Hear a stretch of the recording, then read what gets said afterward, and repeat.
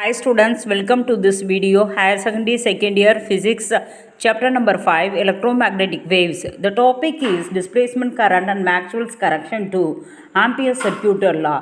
So first of all, let us discuss how magnetic field is induced. So this is discussed in Faraday's experiment. All of you know that in Faraday's experiment, when a coil is connected to a galvanometer without battery, if a bar magnet is moved towards the coil, electric field is induced. இதை தான் நம்ம Faraday's எக்ஸ்பெரிமெண்ட்டில் பார்க்குறோம். ஒரு காயிலை கேல்வனோமீட்டரோட connect பண்ணுறோம். சர்க்கியூட்டில் battery கிடையாது. இப்போ ஒரு பார் மேக்னெட்டை எடுத்து அந்த பார் மேக்னெட்டை காயிலை நோக்கி மூவ் பண்ணுறோம் அல்லது காயிலை விட்டு விலக்கி மூவ் பண்ணுறோம். அப்படி மூவ் பண்ணும்போது some work is done. This work done is converted into electrical energy. அப்போ என்ன தெரிஞ்சுக்கிட்டோம் அப்படின்னு சொன்னால், when there is a change in magnetic field, electric field is induced. இதுதான் Faraday's experimentoட ரிசல்ட். இந்த ரிசல்ட் தான் ஈக்குவேஷன் நம்பர் 5.1ல கொடுத்துருக்காங்க. So according to Faraday's law of electromagnetic induction, the change in magnetic field produces electric field. Integral E dot dl is equal to minus d by dt of phi b is equal to minus d by dt of closed integral b vector dot dA vector. இதில் first term பார்த்தீங்கன்னா electric field is இன்டியூஸ்டுன்றதை explain பண்ணுது. Second term the variation of magnetic flux with time. Third term பார்த்தீங்கன்னா the changing magnetic flux in the region enclosed by the loop. So இதில் நம்ம தெரிஞ்சுக்கிட்டது Faraday's எக்ஸ்பெரிமெண்ட்டில் change in magnetic field produces electric field அப்படின்னு நம்ம தெரிஞ்சுக்கிட்டோம். இதே எக்ஸ்பெரிமெண்ட்டை ஒரு சிம்மெட்ரியாக பேஸ் பண்ணி தான் மேக்ஸ்வெல் இன்னொரு எக்ஸ்பெரிமெண்ட்டாக சொன்னார். ஸோ அவரோட எக்ஸ்பெரிமெண்ட் படி change in electric field also produces magnetic field அப்படின்னு சொல்லியிருக்காரு. அதை தான் ஈக்குவேஷன் நம்பர் 5.2ல பார்க்குறோம்.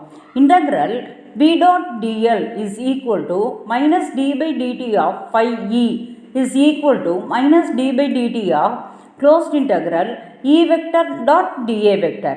இதில் ஃபஸ்ட்டு டேர்ம் பார்த்தீங்க அப்படின்னா magnetic field induced along a closed tube. Second term பார்த்தீங்கன்னா variation of electric flux with the time. Third term changing electric flux in the region enclosed by the loop. அப்போது Maxwell symmetry கரெக்ஷனில் நம்ம தெரிஞ்சுக்கிட்டது என்ன அப்படின்னா, electric ஃப்ளக்ஸை change பண்ணால் magnetic field create ஆகும் அப்படின்னு. Equation number 5.2 is called Maxwell's law of induction. இப்போ ஃபேரடேஸ் எக்ஸ்பெரிமெண்ட்டோட ரிசல்ட் மேக்ஸ்வெல்ஸ் ஈக்குவேஷன் ரெண்டையும் நம்ம கம்பைன் பண்ணால் எப்படி எலக்ட்ரோ மேக்னெட்டிக் வேவ்ஸ் ப்ரொடியூஸ் ஆனது அப்படின்றத நம்ம தெரிஞ்சுக்கலாம். இப்போ இந்த ரெண்டு டாப்பிக்கையும் நம்ம ஏன் டிஸ்கஸ் பண்ணோம்னா, டிஸ்பிளேஸ்மெண்ட் கரண்ட் அப்போ தான் தெரிஞ்சுக்க முடியும். இப்போ next topic is displacement current and Maxwell's correction. So in order to understand how the changing electric field induces magnetic field, so let us consider a situation of charging parallel plate capacitor which contains a non-conducting medium between the plates. Figure 5.3 எடுங்க. அதில் ரெண்டு plate கொடுத்துருக்காங்க. அந்த yellow கலரில் இருக்கிறது capacitor plate. ரெண்டு பிளேட்டுக்கு நடுவில் ஏர் மீடியா தான் இருக்குது. அது நான் கண்டக்டிங் மீடியா. இப்போ அது பக்கத்தில் ஒரு ப்ளூ கலர் ஷேப்டில் கொடுத்துருக்காங்களே, ஷேட் பண்ணியிருக்காங்க, அதுதான் ஆம்பீரியன் லூப். ஸோ இந்த ரெண்டு பிளேட்டு வழியாக ஒரு கரண்ட்டாக பாஸ் பண்ணுறோம். That current IC is called the conduction current. So S1 அப்படின்றது தான் ஆம்பீரியன் லூப். இப்போ நம்ம என்ன கண்டுபிடிக்கணும்னா, இந்த ஆம்பீரியன் லூப் ஏன் நம்ம கன்ஸ்ட்ரக்ட் பண்ணியிருக்கோம்னா, மேக்னெட்டிக் ஃபீல்டு பீன்ற பாயிண்டில் மேக்னெட்டிக் ஃபீல்டை ஃபைண்ட் அவுட் பண்ணணும். So according to Ampere's circuital law, equation number 5.3 எடுங்க. According to Ampere's circuital law, integral enclosing S1 b vector dot dl vector is equal to mu naught IC. இதில் ICன்றது conduction current. So to find the magnetic field at a point P near the wire and outside the capacitor, the Amperian loop is drawn.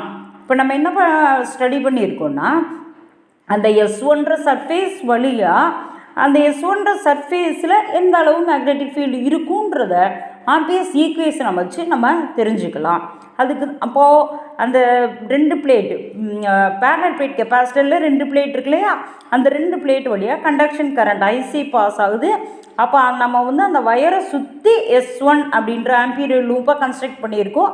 அப்போ அந்த பீன்ற point அந்த S1ன்ற சர்ஃபேஸ்க்கு மேலேயே இருக்குது பாருங்கள். அந்த பீன்ற பாயிண்டில் எவ்வளோ மேக்னெட்டிக் ஃபீல்டு அப்படின்றது தான் ஈக்குவேஷன் நம்பர் 5.3 எக்ஸ்பிளைன் பண்ணுது. Next take figure 5.4. அதில் பார்த்தீங்கன்னா ஒரு blue colour surface balloon shaped surface கொடுத்துருக்காங்க. That is S2. S1 white கலரில் இருக்குது, S2ன்றது ப்ளூ ஷேப்டு சர்ஃபேஸாக இருக்குது. இப்போ இந்த ரெண்டையும் நம்ம கம்பேர் பண்ணும்போது பார்த்தீங்கன்னா இப்போது அந்த ஒரு பேரலல் பிளேட் கெப்பாசிட்டரோட ஒரு பிளேட் வந்து S2ன்ற சர்ஃபேஸ்க்கு உள்ளே போயிருக்கு. இப்போ நம்ம இங்கேயும் என்ன பார்த்தீங்கன்னா ஐசின்றது conduction current. Now the same loop S1 is enclosed by a surface S2. இப்போ both the surfaces S1 S2 they have both same boundaries தான். பட் ஆம்பியர்ஸ் லா ஈக்குவேஷனை பார்க்கும்போது 5.4 பாருங்கள். Integral enclosing S2 vector B dot DL is equal to 0ன்னு கொடுத்துருக்காங்க. Equation number 5.3 amperes லா தான். அதில் right hand சைடில் μ0 ICன்னு இருக்குது. ஈக்குவேஷன் நம்பர் 5.4ல் ரைட் ஹேண்ட் சைடில் 0ன்னு இருக்குது. So there is a inconsistency between equation number 5.3 and 5.4. ஏன் வந்து 5.3ல் ரைட் ஹேண்ட் சைடில் μ0 IC இருக்குது, ஏன் வந்து ஈக்குவேஷன் நம்பர் 5.4ல் ரைட் ஹேண்ட் சைடில் 0 இருக்குது அப்படின்றதுக்கு எக்ஸ்ப்ளனேஷன் என்ன அப்படின்னா, அந்த பலூன் ஷேப்டு சர்ஃபேஸ் S2 இருக்கு இல்லையா, it does not touches the wire anywhere இல்லையா. So the right hand side of the equation is 0 because the surface S2 nowhere touches the wire carrying conduction current. Therefore no current flow between the parallel plates. Therefore the magnetic field at the point P is 0. S2ன்ற surface எங்கேயுமே touch ஆகலை வயரை. அதனால் வந்து அந்த right hand side equation 5.4ல் 0 ஆயிடுச்சு. இதை வந்து ஏன் இந்த மாதிரி ஈக்குவேஷன் நம்பர் 5.4ல் ரைட் ஹேண்ட் சைடு ஈக்குவேஷன் 0 ஆனது அப்படின்னு எக்ஸ்பிளைன் பண்ணுறதுக்கு தான் நம்ம வந்து கரெக்ஷன் சொல்லியிருக்கிறாங்க. அந்த கரெக்ஷனை ஸ்டடி பண்ணுறோம். அது என்ன அப்படின்னா Maxwell's correction. So for Maxwell's correction analysis take equation figure 5.5. அந்த டயக்ராமில் பார்த்தீங்கன்னா அதே S1 தான் ஒயிட் கலரில் இருக்குது, S2ன்றது balloon shaped surface.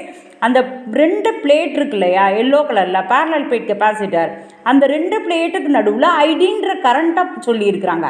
ஐடின்றது displacement current. So இந்த டிஸ்பிளேஸ்மெண்ட் கரண்ட் ஏன் உருவானதுன்னு எக்ஸ்பிளைன் பண்ணுறாங்க. So a time varying electric field producers a current, that current is called displacement current. ஓகேவா. இந்த டைம் வேரியிங் எலக்ட்ரிக் ஃபீல்டு ஏன் உருவானதுன்னா, according to Maxwell when the capacitor is being charged up, a varying electric field is produced between the capacitor plate. Meaning understand பண்ணிட்டீங்களா? when the capacitor plates are being charged up, a varying electric field is produced between the capacitor plate. So time varying electric field ரெண்டு பிளேட்டுக்கு நடுவில் உருவாகிருக்கு. அந்த ரெண்டு பிளேட்டுக்கு நடுவில் time varying electric field உருவானதுனால அந்த ரெண்டு time varying electric field producers a current. That current is called displacement current. Now you should understand the definition for displacement current. The displacement current can be defined as the current which comes into play in the region in which the electric field is changing with the time. எப்போ வந்து electric field டைமை depend பண்ணி vary ஆகுதோ அப்போ தான் displacement current இருக்குன்னு சொல்லியிருக்கிறாங்க. இப்போ டிஸ்பிளேஸ்மெண்ட் கரண்ட்டுக்கான ஈக்குவேஷனை டிரைவ் பண்ணுறதுக்கு காஸ் லாவை நம்ம ஃபாலோ பண்ணுறோம். So according to Gauss equation phi is equal to integral E dot dA is equal to EA is equal to Q by epsilon naught. இந்த Q அப்படின்றது charge enclosed by the Gaussian surface. இப்போ இதை நம்ம என்ன பண்ணுறோம் அப்படின்னா ரெண்டு பக்கமும் right hand side left hand side ரெண்டு பக்கமும் டிஃப்ரென்ஷியேட் பண்ணுறோம். டிஃப்ரென்ஷியேட் பண்ணும்போது d phi E by dt is equal to 1 by epsilon naught dq by dtன்னு வரும். இப்போ dq by dtன்றது என்ன கரண்ட்டு, அதாவது சார்ஜ் டிவைடட் பை டைம் அப்படின்றது கரண்ட்டு இல்லையா. அதனால் dq by dt is equal to epsilon naught into d phi E by dtன்னு change ஆயிரும் அந்த previous equation. Therefore dq by dtயை ஐடின்னு எடுத்துக்கணும், that is displacement current. dq by dtயை ஐடின்னு எடுத்துக்கணும், that is called displacement current. Therefore id is equal to epsilon naught d phi E divided by dt. This is equation number 5.5. Therefore, Maxwell modified the Ampere's circular law in this way. அப்போ Maxwell modified the Ampere's circular law in equation 5.6. இப்போ நீங்கள் பார்த்தீங்கன்னா equation 5.3 தான் amperes circuital law. Equation 5.6 தான் modified form of Ampere's circular law, right? So once again I explain, integral B dot dl is equal to mu naught IC, equation number 5.3, Ampere's law. Integral B dot dl is equal to mu naught IC plus mu naught epsilon naught d phi E by dt ன்றது equation number 5.6, that is Ampere's circular law in modified form. இது எப்படி வந்தது அப்படின்னா கொஞ்சம் analyse பண்ணுங்கள். அந்த equation number 5.3ல் ஐசின்னு இருக்கு இல்லையா, அதுக்கு பதிலாக ஐ போடுங்க. அப்போ integral B dot DL is equal to mu naught ஐன்னு எடுக்கணும். ஐன்றது கரண்ட்டு. அப்போ this I is the sum of conduction current and displacement current. அதனால் அடுத்து என்ன எழுதுகிறோம், then mu naught into I C plus ஐடின்னு எடுத்துக்கணும், ரைட்? ஸோ ஐன்றது total current, I is equal to the sum of conduction current and displacement current. I is equal to IC plus ஐடின்னு substitute பண்ணுங்கள். Substitute பண்ணிவிட்டு ஐடின்றது equation number 5.5ல் இருக்கு இல்லையா ID, அதை எடுத்து நீங்கள் சப்ஸ்டியூட் பண்ணிங்கன்னா ஈக்குவேஷன் நம்பர் 5.6 கிடைக்கும். So integral B dot DL is equal to mu naught IC plus mu naught epsilon naught D phi E by டிடின்றது ஆம்பியர்ஸ் மேக்ஸ்வெல்ஸ் லா. இப்போ இன்னொரு விஷயம் என்ன தெரிஞ்சுக்கணும் அப்படின்னு சொன்னால், மேக்னெட்டிக் ஃபீல்டு க்ரியேட் ஆகுது எதனால், டிஸ்பிளேஸ்மெண்ட் கரண்ட்னால் அப்படின்றத தான் ஃபிகர் 5.6ல் எக்ஸ்பிளைன் பண்ணுறாங்க. So between the plates the conduction current is 0 while the displacement current is non-zero. Displacement current நான்-ஜீரோவாக இருக்கும்போது கண்டக்ஷன் கரண்ட் 0 ஆகிடுது. So this displacement current, that is time varying electric field, produces a magnetic field between the plates of the capacitor.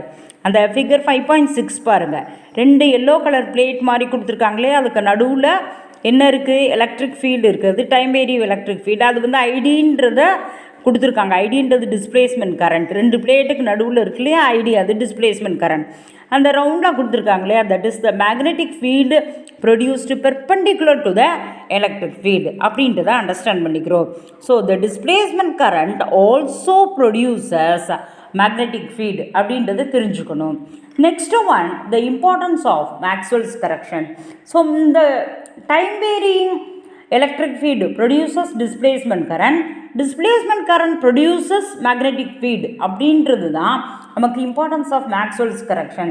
நம்ம என்ன தெரிஞ்சுக்கிறோன்னா, சன்னு Stars இதில் இருந்தெல்லாம் எர்த்தை நோக்கி நிறைய radiation வருது. இப்போ இந்த சன் ஸ்டார்ஸ்க்கும் எர்த்துக்கும் இடையில எம்டி ஸ்பேஸ் தான். அந்த எம்டி ஸ்பேஸில் அங்கே கண்டக்ஷன் கரண்ட் இல்லையா, அப்போது அங்கேருந்து இங்கே வரும்போது டிஸ்பிளேஸ்மெண்ட் கரண்ட் இருக்குது அப்படிங்கிறாங்க. அதாவது டைம் வேரியிங் எலக்ட்ரிக் ஃபீல்டு தான் உங்களுக்கு டிஸ்பிளேஸ்மெண்ட் கரண்ட் இல்லையா. அப்போது மேலே அந்த ரேடியேஷன் எர்த்தை நோக்கி வரும்போது அங்கே டிஸ்பிளேஸ்மெண்ட் கரண்ட் இருக்குது. அந்த டிஸ்பிளேஸ்மெண்ட் கரண்ட்னால நமக்கு மேக்னெட்டிக் ஃபீல்டு க்ரியேட் ஆகுது அப்படின்னு சொல்லியிருக்காங்க. அதுதான் இம்பார்ட்டன்ஸ் ஆஃப் மேக்ஸ்வெல்ஸ் கரெக்ஷன். அப்போ இந்த கரெக்ஷன்னால தான் நமக்கு பேஜ் நம்பர் 270ல் அந்த இம்பார்ட்டன்ஸ் ஆஃப் மேக்ஸ்வெல்ஸ் கரெக்ஷனில் அந்த ஈக்குவேஷன் கொடுக்குறாங்க. Integral B dot DL is equal to mu naught epsilon naught D phi E by DT. அப்போது displacement current also produces magnetic field அப்படின்றத நம்ம அண்டர்ஸ்டாண்ட் பண்ணிக்கணும். இன்னொரு விஷயம் என்னென்னா, in stars due to thermal excitation of the atoms the time varying electric field is produced, so which in turn produces varying magnetic field. Time varying electric ஃபீல்டுனால varying magnetic field உருவாகுது. அப்போ time varying magnetic ஃபீல்டுனால time varying electric field உருவாகுது. இது ரெண்டுமே கப்புள்டாக இருக்குது. So the coupled time varying electric and magnetic field travel through the empty space with the speed of light. That is called the electro magnetic wave. அப்போ displacement கரண்ட்லேருந்து magnetic field உருவாகுதுன்றது தெரிஞ்சுக்கிட்டோம். So இந்த magnetic field க்ரியேஷனுக்கு அப்புறம் தான் நம்ம என்ன தெரிஞ்சுக்கிறோன்னா electric field magnetic field ரெண்டோட காம்பினேஷன்னால் நமக்கு electro magnetic wave produce ஆகுது அப்படின்றத நம்ம தெரிஞ்சுக்கிறோம். So this is the correction for Ampere's circuital law. Thank you.